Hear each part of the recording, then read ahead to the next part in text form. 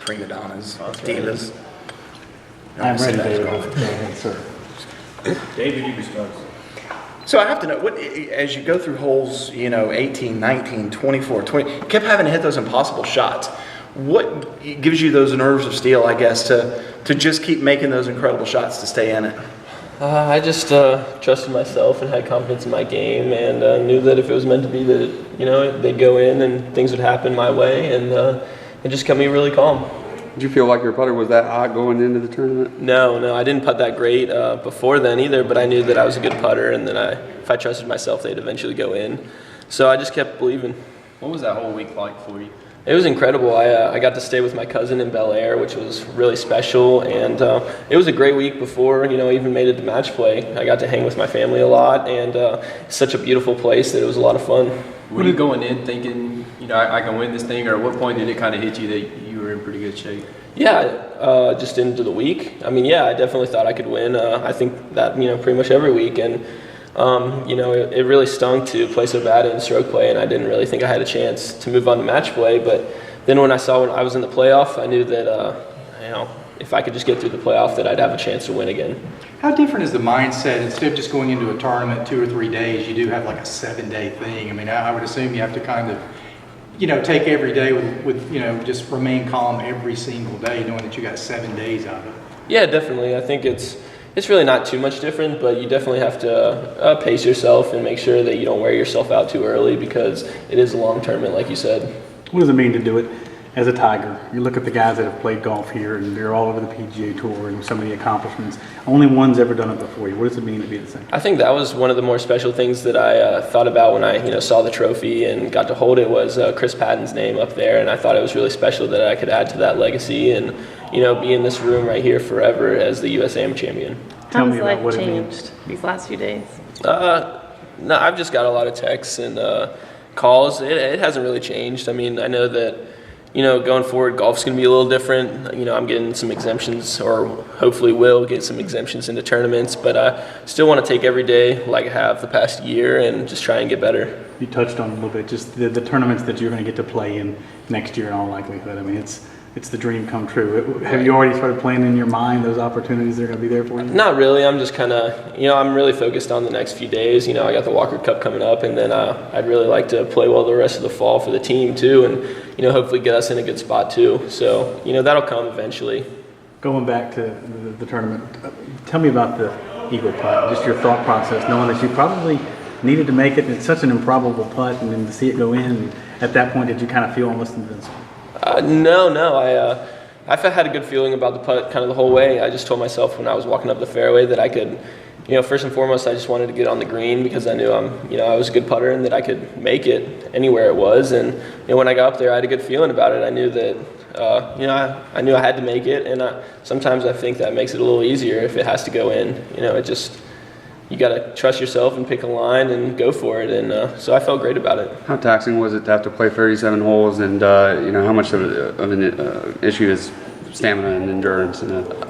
I think Coach Penley touched on it earlier, that you never really know what you're going to get with a championship match, but I think we both kind of set the tone early that we were going to play really well, and that elevated both of our games to another level, and we both played amazing golf.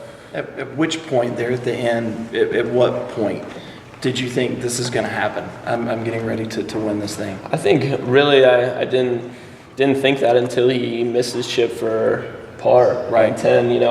I knew that even when he was chipping for birdie out of the bunker, it's an incredibly difficult shot, but you never know. It could go in. Kind of like my putt on 17. You don't expect it, but things can happen like that. So after he missed the par putt, I was pretty confident that I'd have it, and so that's when. What has the response been like from friends, family, Clemson fans? I know you got a call from Coach Sweeney. Yeah, were you surprised about that? Yeah, I was. It's been overwhelming, really. Everyone's been so supportive and happy for me, and especially here at Clemson, it's just been incredible. Did you know Dabo was going to call you, or was it No, it was a total surprise. It was kind of lucky that I picked up. I usually don't pick up numbers that I don't know.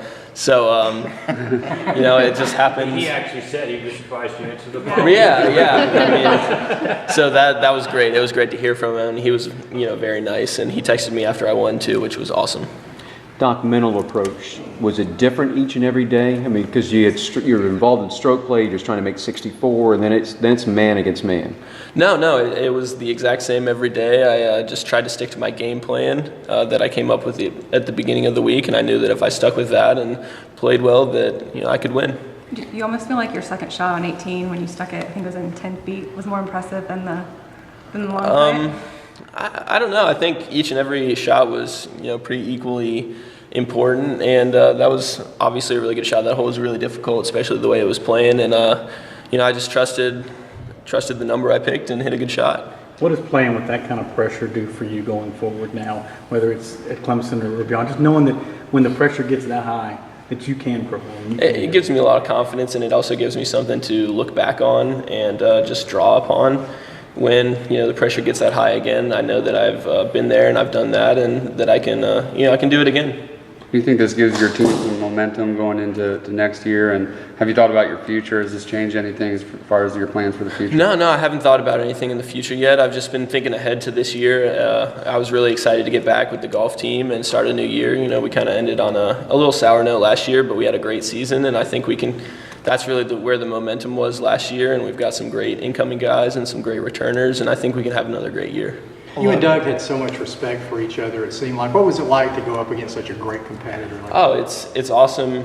Especially, it's great to compete with a really nice guy, someone who can be a friend and who's a great competitor like that. It makes it all the more fun, really, and it makes it,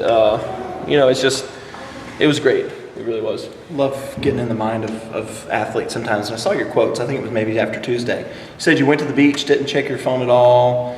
How hard is that to do, or is that just part of your personality? It's really hard. It was very difficult, and especially a few people were texting me like, it's moving back. It's hard out there. It's you're getting closer, but I didn't really want to worry about it. I didn't want to stress it. We were in obviously LA is a beautiful place. The beach was awesome. I just wanted to enjoy that and not worry about the past or the golf or something I couldn't control, really. Was there a shot during the week that you said, okay, this is the one that's more memorable than another? No, not really. I hit a lot of really good shots. A lot people didn't see, and I don't think any of them were more important than others. The birdie putt on 17 was extremely important, but I also hit a lot of good shots to get myself there too. The first 18, that wasn't on television. You had to watch it streaming. But and I was talking to Coach Penley about this, that 18 holes that you all went at one another, I don't care what any level was pretty good golf. Did both of you kind of realize what was going on? No, I think we were just, we were feeding off each other, and we played amazing. And it helped that the wind wasn't up, but the course was still incredibly hard, and we were just going shot for shot at it and kind of topping each other, and it was incredible. Balancing act now, though, because you're talking about the season coming up, which obviously you'll be a part of in the fall and the spring, but there's also Augusta, there's also the U.S. Open, the British Open, all of that stuff. Is mind spin a little bit right now? A little bit, yeah. I just want to find a way to be able to kind of balance those things and be able to help the team the best I can, while also, doing the best I can to, take the opportunities that I've been given with winning. So I want to, do the best I can for the team and for the tournaments I get in. Have you been to Augusta before? How special would it be able to play there? Yeah, we played last February. I played, and I think it'll be incredible. I've never been to the actual Masters, so getting to play for the first time there will be incredible. It'll be awesome. Going back to your decision real quick to pick Clemson, being from Raleigh, a lot of good golf schools in North Carolina. What led the decision to come here? I would say mostly Coach Penley and Coach Bird. They're great coaches. They're great people, more importantly, and that really drew me here. How much did your success at the Western Amateur maybe put you in a good mindset? I think that was huge as well. I played great in match play there, even in the final match where I lost, and great in stroke play too. So I know I was playing well, and that was another thing, like I said, that I could draw upon when I got in match play, that I knew I could do it, and so it helped tremendously. A lot of guys there had their father on the bag. Your father was there. He wasn't on the bag. He was watching and pacing around. So talk about the decision of having your friend on the bag and his role in all of this. I think I don't really like my dad caddying for me. That's no secret. But I think it helps keep the relationship light between my dad and I. And, you see it all the time. that can become a little strained if you have them on the bag. It's stressful, and you each want the best to happen. So I like having my friends on my bag. Just it's a little more fun, and they have a little less emotionally invested in it, I would say.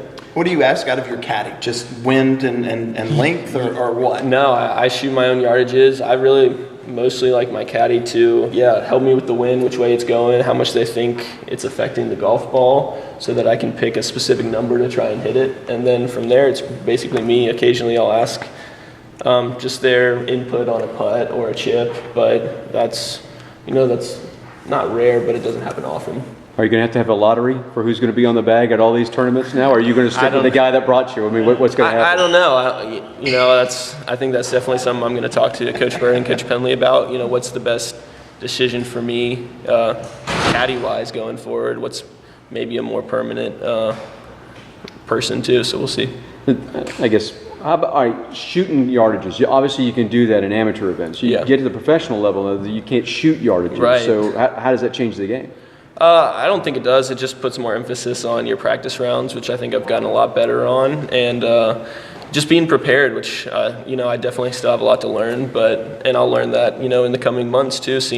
Hopefully I'll get to play a few rounds with Ben Martin, and he can show me the ropes, and other guys can as well. Better golf movie, Caddyshack or Tin Cup? Caddyshack, I love it. Good answer. And your favorite golfer, is it Ricky Fowler? Did I read that right? Yeah, it might be. In the past year, it might be Ben Martin now, though. Okay. I've gotten pretty close to him, and he's been a mentor for me, and we've gotten to play, and he's a really awesome guy. What did you like about Ricky, though?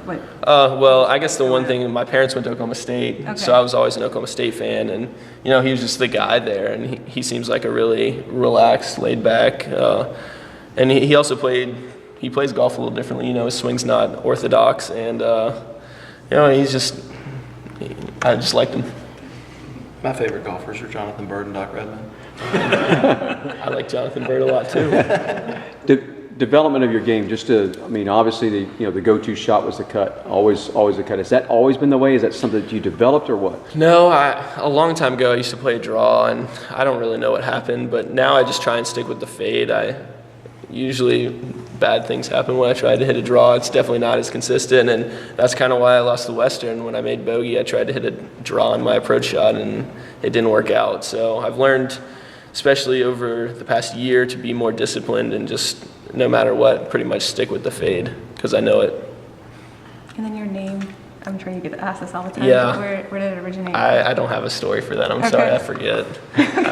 I should know. I've been asked that quite a few times. What is your real name? Doc? Yes, sir. That's my real name. Okay. Anything else? I got a couple phone calls for you. All right. Coach